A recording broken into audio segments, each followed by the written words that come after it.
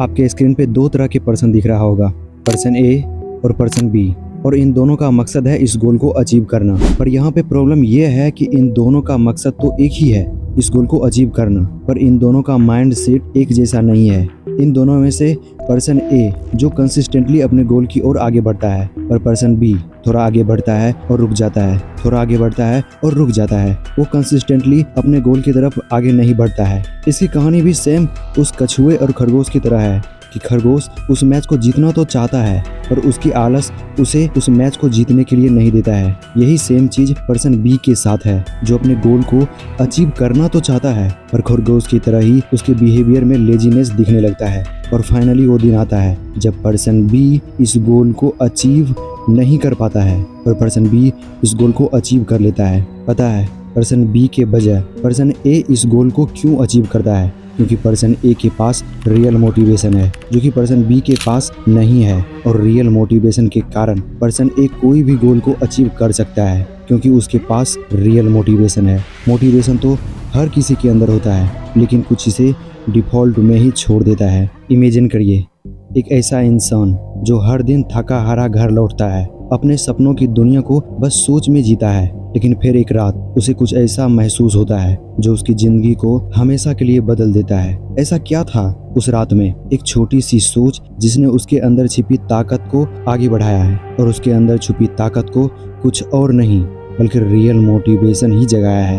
वो पहले मोटिवेट तो था जॉब पर जाने के लिए और एक ही रूटीन को फॉलो करने के लिए। तो दोस्तों, आपको ये पता चल गया है कि हम सभी के अंदर मोटिवेशन है, लेकिन उस मोटिवेशन को किस तरह से यूज करना है हमें वो चीज़ नहीं पता है। तो इस वीडियो में हम डिफ़ॉल्ट मोटिवेशन को रियल मोटिवेशन में बदलेंगे, उस चीज़ को समझेंगे और इस रियल मोटिवेशन को अपने गोल के लिए यूज करेंगे।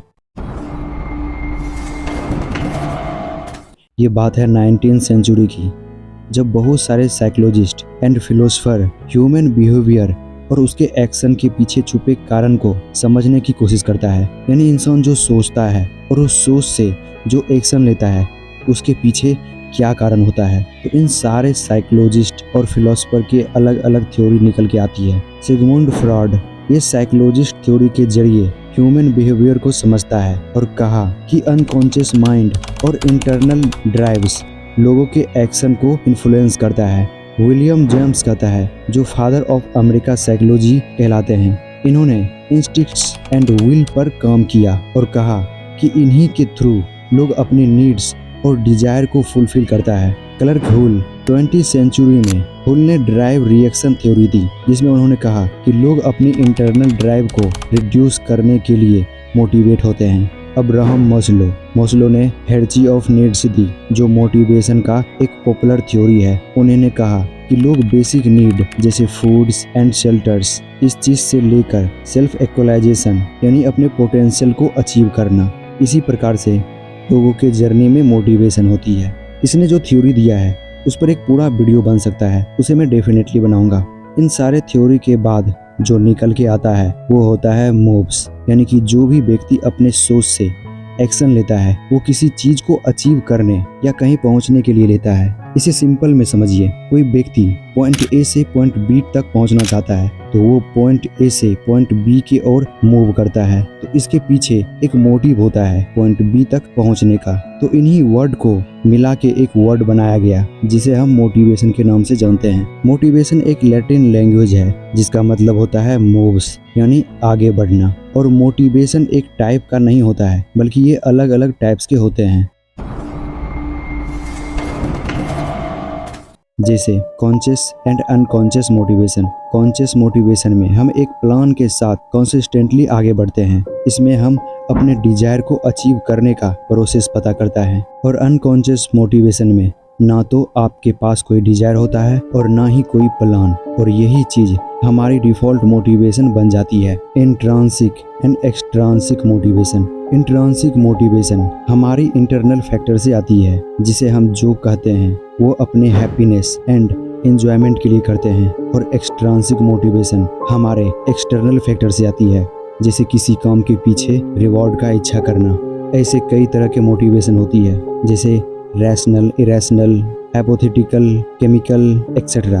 इन सभी पे हमारा रिक्वायरमेंट है रियल मोटिवेशन की। तो अब आगे। किसी भी इंसान के मोटिवेशन के पीछे एक ही कारण होता है, किसी चीज को सेलेक्ट करो और उसे अचीव करो। पर सेलेक्टिंग स्टेज से अचीविंग स्टेज के बीच एक हाइडन पिरामिड होता है और ये पिरामिड 4th लेयर से बने होते हैं। Layer A, B, C and layer D. Layer A में डायरेक्शन, लेयर बी में इंटेंसिटी, लेयर सी में परसिस्टेंसी एंड लेयर डी में होता है आपका goal. Layer A and layer D का रेशियो होता है 1:100, यानी कि लेयर ए में 100 पीपल है तो उसमें से सिर्फ एक पर्सन ही लेयर डी तक पहुंच पाएगा। पर अब सवाल आता है ऐसा क्यों?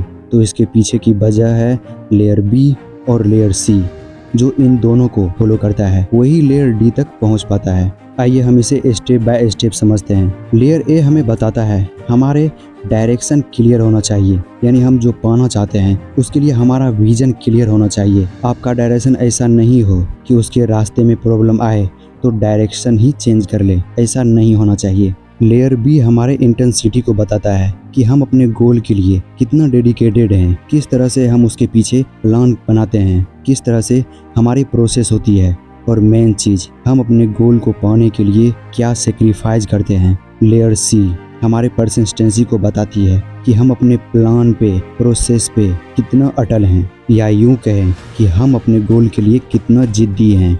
देन लेयर डी में आप अपने गोल को अचीव करते हो।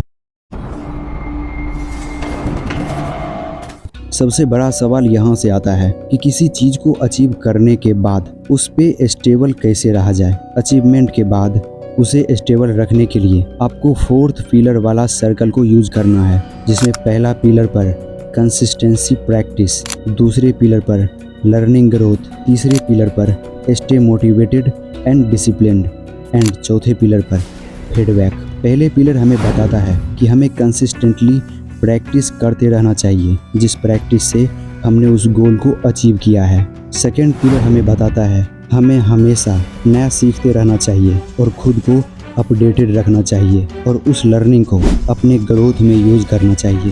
थर्ड पिलर बताता है कि हमें हमेशा अपने नेक्स्ट स्टेप के लिए एक्साइटेड रहना चाहिए और उसके लिए जो करना पड़े हमें उसके लिए डिसिप्लिन रहना चाहिए। एंड फोर्थ पिलर हमें बताता है हमें खुद को फीडबैक देना चाहिए और अगर फीडबैक में कहीं हमें कमी नज़र आती है तो हमें उस चीज़ पर काम करना चाहिए। तब आप एक अचीवेबल एंड स्टेबल पर्सन बन सकते हो, जिससे आप 1/10 को पार कर सकते हो और 1 के लिस्ट में आप आ सकते हो।